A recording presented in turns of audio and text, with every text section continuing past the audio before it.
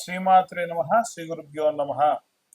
ఈ యొక్క కాలసర్ప దోషం ఉన్నటువంటి నెల జూలై నెలలో కాబట్టి ఈ నెలలో ఈ యొక్క వృషభ రాశి వారికి ఎలా ఉంది అనే విషయాన్ని తెలుసుకుందాం. వృషభ రాశి వారికి వారి యొక్క స్వక్షేత్రంలో అనగా ఈ యొక్క వృషభ రాశిలోనే శుక్రగ్రహ సంచారం ఉండడం వలన ట్రాన్స్పరెన్సీ మెయింటైన్ చేస్తూ ఉంటే మీకు ఉన్నటువంటివన్నీ కూడా అద్భుతంగా ఉంటాయి. అంటే మీరు గనక క్లియర్ ట్రాన్స్పరెన్సీ మెయింటైన్ చేస్తూ మీరు కానీ ఏదైనా సరే వర్క్లో ఉంటే, అది ఒక ఉద్యోగస్తులు కానివ్వండి, వ్యాపారస్తులు కానివ్వండి, మీరు జెన్యూన్ అనేటువంటి రిజల్ట్ చాలా మందికి వస్తుంది.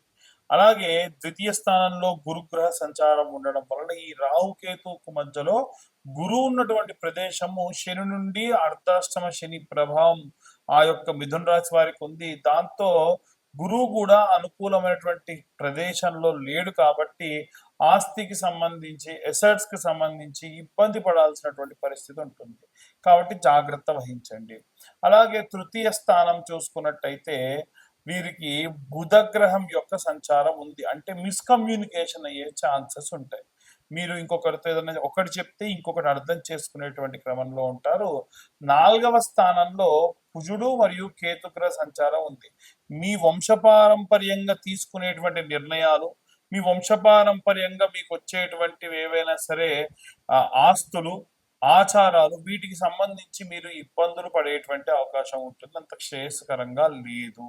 అలాగే ఈ యొక్క 11వ స్థానంలో శనిగ్రహ సంచారం ఉండడం వలన మీకు శని ఉచ్చ స్థితిలో ఉండడం వలన సొసైటీలో మీకు భయానికో భక్తికో మంచి పేరు ప్రతిష్టలు వస్తాయి.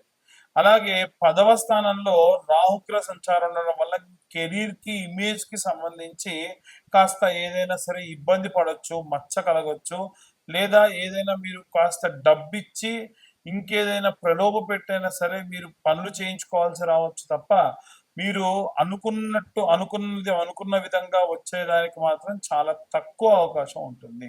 అయితే ఇదంతా కూడా మనం ఈ యొక్క గోచార రీత్యా చెప్పేటువంటి విషయములు మాత్రమే. పూర్తిగా ఈ 2025 సంవత్సరంలో కేవలం 2025 రూపాయలు చెల్లిస్తే వారికి 60 నుండి 70 పేజీల్లో జాతకం మీ దాకా అందించడం జరుగుతుంది. ఎవరైతే ఈ జూలై నెలలో ఈ యొక్క జాతకం చెప్పించుకుంటారో వారికి కరుంగలి మాల పూజ చేసి హోమంలో పెట్టినటువంటి మాల ఉచితంగా మీ దాకా అందించడం జరుగుతుంది.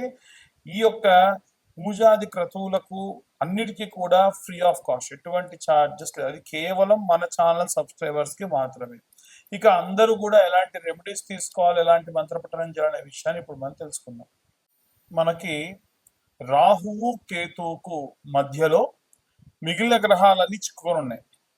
ఎప్పుడైనా సరే రాహువుకు కేతువుకు మధ్యలో మిగిలిన గ్రహాలన్నీ చిక్కుకొని ఉంటే అది కాలసర్ప దోషం కిందికి పరిగణలోకి తీసుకుంటారు. అయితే ఈ రాహుకేతువులకు మధ్యలో గనక ఈ యొక్క గ్రహాలన్నీ చిక్కుకొని ఉంటే మరి అందులో ఏ గ్రహాలు అనుకూలంగా ఉన్నాయి, ఏ గ్రహాలు అనుకూలంగా లేవు, దానివల్ల ఎలాంటి పరిస్థితులు ఉంటాయి, ఇవన్నీ కూడా మనకు ఈ యొక్క కాలసర్ప దోషం ఉన్నటువంటి కాలంలో తెలుస్తుంది.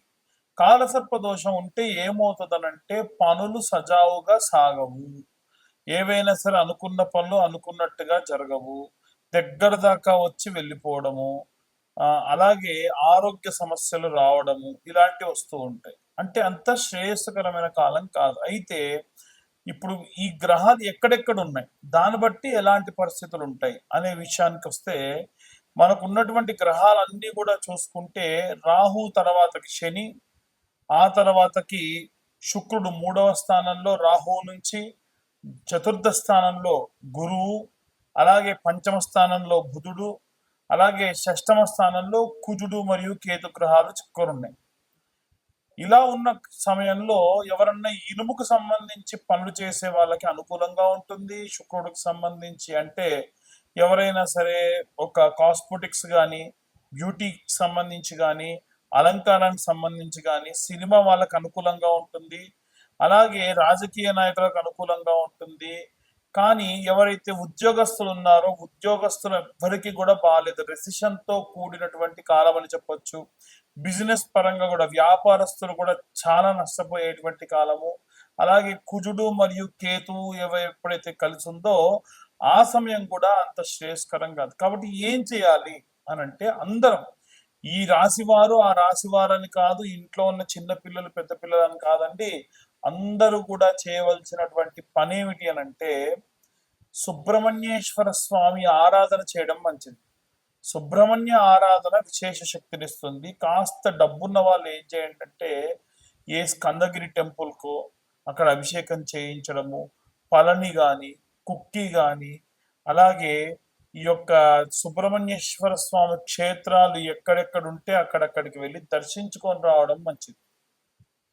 మనం అంత దాకా వెళ్ళి చేయలేమండి, కాస్తలో కాస్త మన ఇంటి దగ్గరే మనం ఏవైనా చేయగలమా అంటే మనము ప్రతి మంగళవారము ఈ నెలలో ఉన్నటువంటి అన్ని మంగళవారాలు కూడా జూలై నెలలో జంట నాగులు ఉంటాయి కదా, జంట నాగులకు ఇప్పుడు నేను చెప్పిన విధంగా మీరు పూజ చేసుకోండి. ఒకటి, ఒక 2 లీటర్ల వాటర్ బాటిల్ తీసుకోండి. ఎంగిలి చేయకుండా ఆ నీళ్లు మొదటి వారం దేవుడికి వాడండి. రెండో వారం నుంచి బాటిల్ దేవుడి పూజకే పక్కకు పెట్టుకోండి. అయితే ఈ తీసుకెళ్ళినటువంటి పదార్థాలు ఏమేమి తీసుకెళ్లాలంటే వాటర్ బాటిల్ ఒకటి, అలాగే పాల ప్యాకెట్, అది కూడా ఆవు పాల ప్యాకెట్ ఒక 10 రూపాయలతో 20 రూపాయలతో తీసుకొని వెళ్ళండి. అలాగే ఒక 5 నుంచి 10 రూపాయల క్వాంటిటీ కల పసుపు కుంకుమ, 5 రూపాయల పసుపు 5 రూపాయల కుంకుమ, అలాగే కొంత గంధం, అలాగే ఒక్క 10 రూపాయల పూలు, అంతే, ఎక్కువద్దు. ఒక కొత్త మట్టి చిప్పలు ఒక 2, 3 ఒత్తులు, 10 రూపాయల నెయ్యి ప్యాకెట్, ఇంతే. కావాల్సినటువంటి పదార్థాలు ఇంతే. ఏదైనా పండు తీసుకెళ్తే ఒక 2 అరటిపళ్ళు, అంతే.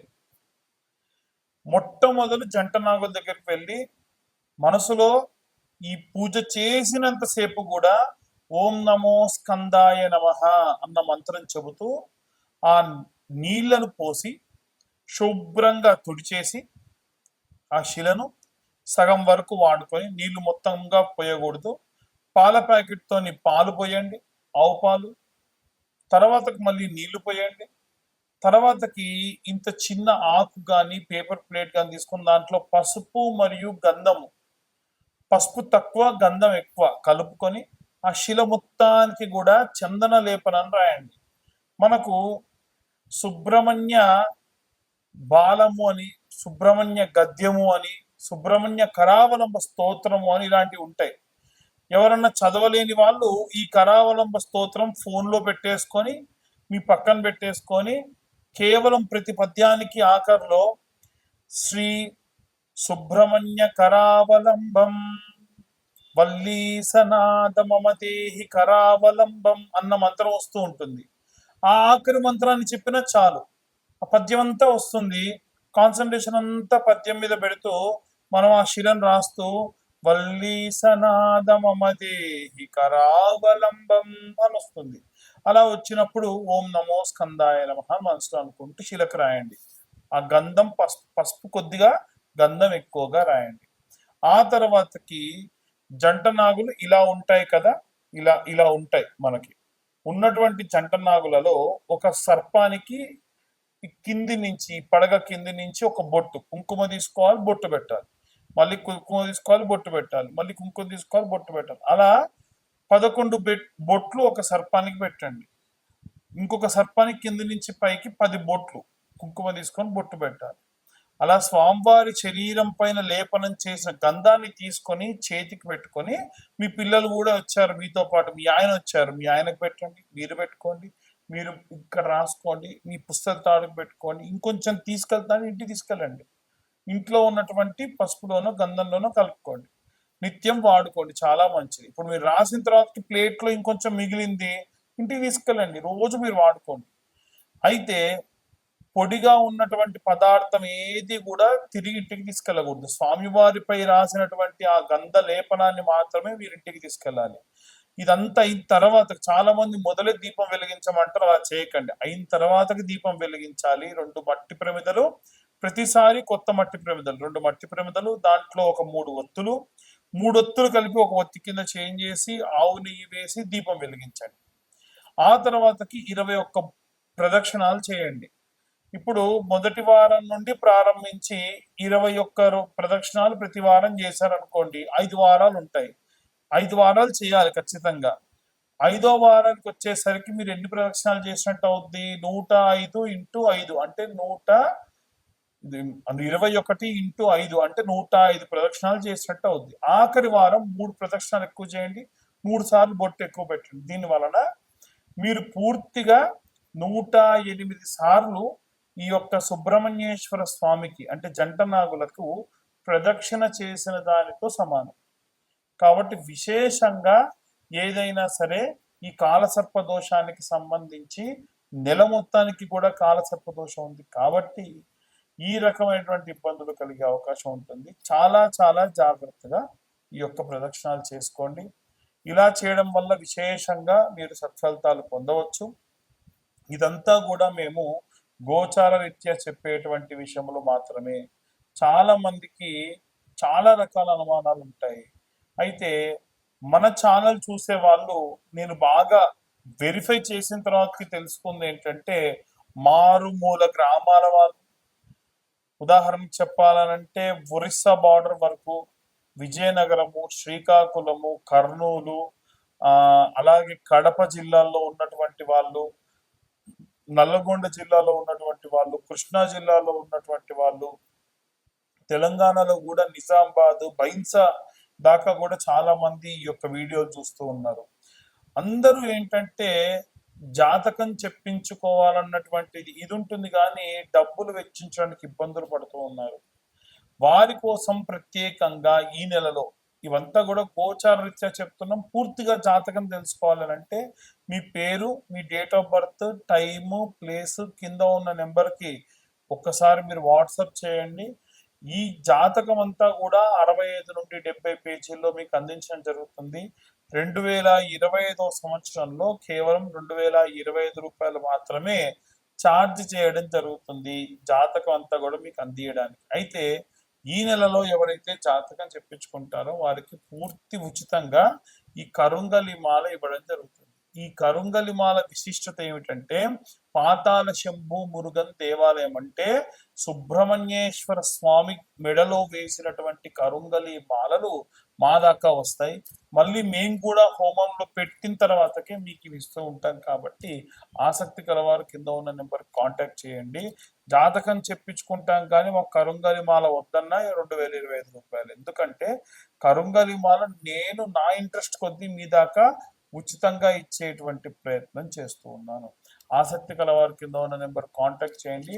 పూర్తిగా ఈ యొక్క జాతక విశ్లేషణ గురించి తెలుసుకోండి. సర్వే జన సుఖినో భవంతు. స్వస్తి.